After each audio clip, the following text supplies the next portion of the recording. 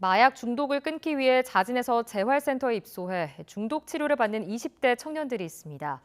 이들은 마약을 손쉽게 구할 수 있어 유혹에 빠지기도 쉬운데 중독 치료를 받으려 해도 여건이 마땅치 않았다고 입을 모았습니다. 김태원 기자가 전해드립니다. 최근 마약을 접하는 젊은 층이 가파르게 늘고 있습니다. 실제로 지난 5년 동안 경찰에 붙잡힌 마약류 사범은 53% 정도 늘었는데 이 가운데 10대와 20대는 모두 3배 넘게 뛰었습니다. 이들이 어떻게 마약을 접하게 됐는지 그리고 끊어내기 어려운 이유가 무엇인지 20대 중독 치료자들을 만나 이야기를 들어보겠습니다. 경기도에 있는 한 약물 중독 재활센터. 중독자 15명이 1년 가까이 함께 살며 심리상담 등을 통해 마약 중독을 치료받는데 절반이 넘는 8명이 20대 청년들입니다. 처음 마약에 손을 댄 건 친구의 권유, 그리고 쾌락에 대한 호기심 때문이었습니다. 그러나 한번 시작하고 나자 도저히 멈출 수가 없었습니다.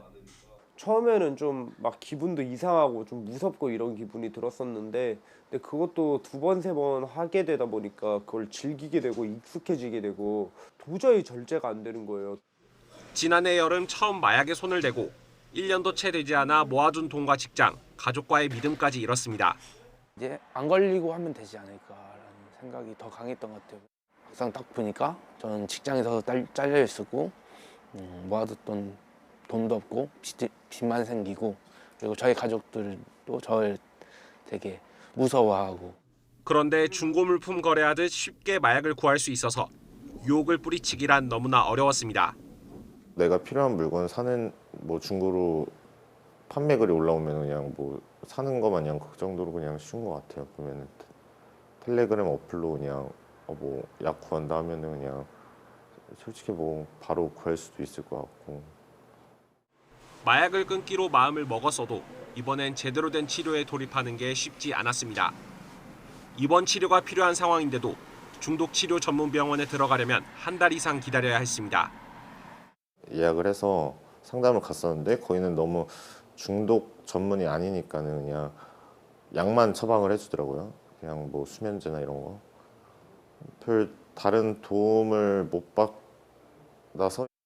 지난해 마약류 투약 혐의로 9천여 명이 검거된 가운데 전문 의료기관에서 치료받은 중독자는 721명에 불과합니다. 또 실질적으로 운영되는 중독치료 전문 병원은 전국에 단 2곳뿐입니다.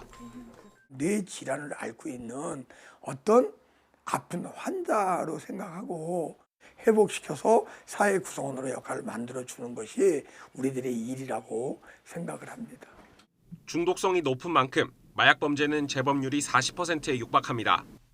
결국 단속과 처벌 일변도에서 벗어나 중독자들의 치료와 재활에 힘써서 이들이 사회로 다시 돌아올 수 있게 하는데 마약 범죄 근절에 열쇠가 있다는 지적이 나옵니다.